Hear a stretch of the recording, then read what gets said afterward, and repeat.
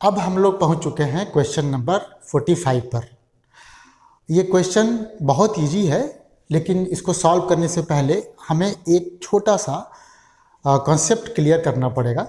तो सबसे पहले तो हम लोग इस क्वेश्चन को पढ़ें, है ना, समझें, उसके बाद ही तब देखते हैं कि वो कौन सा कॉन्सेप्ट है जिसको हमको क्लियर करना पड़ेगा, और उसकी मदद से हम इस क्वेश्चन को बहुत आसानी से कर पाएंगे। तो देखिए क्वेश्चन क्या कहता है अपना।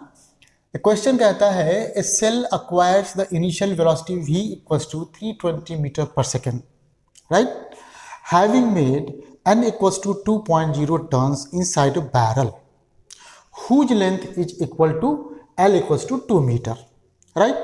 Assuming that cell moves inside the barrel with a uniform acceleration, find the angular velocity of its axial rotation at the moment when the cell escapes the barrel. तो पहले तो बेटा इसको समझो, क्योंकि समझना ज़्यादा ज़रूरी है। ये कहता क्या है? कहता ये है कि ये बैरल है। बैरल मतलब एक तरीके से पाइप है ये, ठीक है। यहाँ से सेल हमने फायर किया। अच्छा, सेल के बारे में आप ये चूँकि गन से या मोर्टार से रिलेटेड है तो मैं ज़्यादा उसमें नहीं जाऊँगा। अभी अपने समझने के लिए सिर्फ इतना जान लीजिए कि ये एक तरीके से सिलेंडर है, ठीक है। ये सिलेंडर मान सकते हैं आप। अच्छा, अब दूसरी बात यह है कि ये जो मेरा सिलेंडर है यहाँ से कांस्टेंट एक्सेलरेशन ए से मूव करना ऐसे स्टार्ट करता है, सपोज कर लो, है ना। और कुछ भी नहीं दिया हुआ है, हम ये मान के चलेंगे लेकिन कि जब ये मेरा सेल बैरल में मूव करता है तो वो प्योर रोलिंग के केस में है, मतलब प्योर रोलिंग कंडीशन में है, प्योर रोलिंग कंडीशन में है, ये हम मान के चलेंगे, है ना। प्रैक्टिकली ये नहीं होता है, लेकिन अब चूँकि हम लोग जो पढ़ रहे हैं उसमें है ना, ये रोलिंग मोशन का क्वेश्चन है, तो अभी हम ये मान के चल रहे हैं।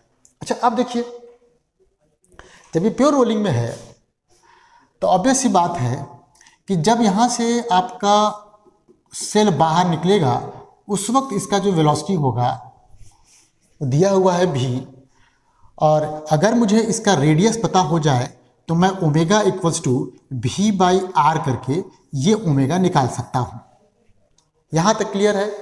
तो हमने क्वेश्चन को समझने के लिए क्या क्या किया, हमने इसका जो मैकेनिज्म है उसको बहुत ही सिंप्लीफाई करके ये देखा कि बेसिकली बैरल है एक क्या बोलते हैं, हॉलो पाइप, ठीक। इसमें एक सिरे पर या तो हम एक सिलेंडर मान लें या अगर हम चाहे तो स्फीयर भी मान लें, उसको हमने यहाँ से पुश किया है और इसका जो वेलोसिटी मतलब एक्सेलरेशन है इसके ऊपर वो कांस्टेंट है। दूसरी बात यह है कि जब ये बाहर निकलता है उस वक्त उसकी वेलोसिटी दे रखी है, ठीक। अब हमने क्या क्या एज्यूम कर लिया? हमने एज्यूम कर लिया कि हमारा जो सेल है वो प्योर रोलिंग कंडीशन में है। दूसरी और सबसे इम्पोर्टेंट पॉइंट, ये हम लोग जनरली मिस कर देते हैं कि जब भी ये वेलोसिटीज वगैरह दिए हुए हैं, ये वेलोसिटी वगैरह ना, ये एक्सेलरेशन, तो वो दरअसल आपके सेंटर ऑफ मास का वेलोसिटी या एक्सेलरेशन दिया हुआ है ना। ये बात क्लियर है आपको? अब यहाँ से चलो, मुझे पता है कि यहाँ से यहाँ तक लेंथ कितना है, L है, वेरी गुड। तो जो मैं कॉन्सेप्ट के बारे में कह रहा था शुरू में इस क्वेश्चन को सॉल्व करने से पहले कि हम जब उसको समझ जाएंगे तो इस क्वेश्चन को बड़ा आसानी से सॉल्व कर पाएंगे। तो चलिए हम उस कॉन्सेप्ट को अब समझने की कोशिश करते हैं। देखिए, इस केस में क्या है, मान लो कि ये एक हॉरिजॉन्टल सरफेस है, राइट।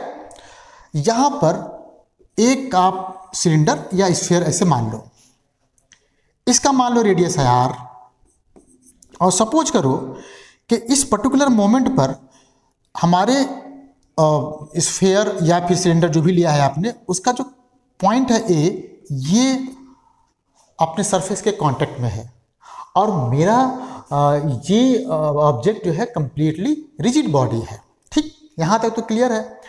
अब जरा सोचिए कि ये घूमना स्टार्ट किया ऐसे और ये प्योर रोलिंग में है और ये घूमेगा तो घूम करके एक समय जरूर ऐसा आएगा कि ये पॉइंट एक राउंड लगा करके वापस यहाँ पर पहुँच जाएगा। इसको एडैस कह देता हूँ मैं। 1 राउंड लगा है ना, 1 राउंड लगा है बस, ज़्यादा नहीं, 1 राउंड लग गया। तो बताइए आपका ए कितना डिस्टेंस ट्रेवल किया? ऑब्वियसली 2 पाई आर के बराबर। तो यहाँ से यहाँ तक ये डिस्टेंस हो गया 2 पाई आर। अब चले आओ इसके सेंटर पे, ये सेंटर है, ये भी सेंटर है। तो जितना डिस्टेंस हॉरिजॉन्टली मेरा पॉइंट ए मूव किया, उतना ही डिस्टेंस हॉरिजॉन्टली ये इसका सेंटर मूव करेगा। और सेंटर है क्या यहाँ पे? सेंटर यहाँ पे सेंटर ऑफ मास है बेसिकली।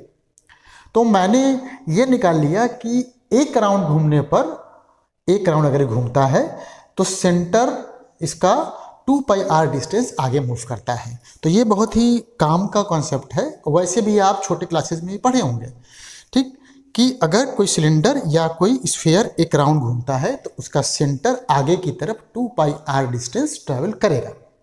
अब सोचो, अपने क्वेश्चन में चले आओ, कितना राउंड घुमा है? n राउंड घुमा है। तो टोटल डिस्टेंस ट्रेवल जो हो जाएगा वो 2 पाई आर इंटू एन के बराबर हो जाएगा।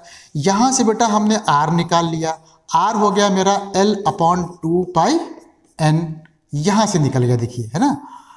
और जैसा कि हमने शुरू में ही आपको लिख दिया है कि ओमेगा निकालने के लिए आपको सिर्फ r की जरूरत है, भी गिवन है आपको। तो बस अब काम बन गया अपना।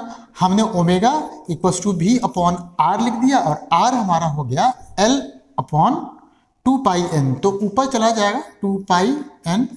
ये कुछ ऐसे फार्मूला बन गया मेरा ना, 2 पाई n v बाई l। अब आप इसमें वैल्यू रख दो, जो मतलब आपका आंसर आएगा, है ना, उसका यूनिट आप रेडियन पर सेकेंड ऐसे लिख देना।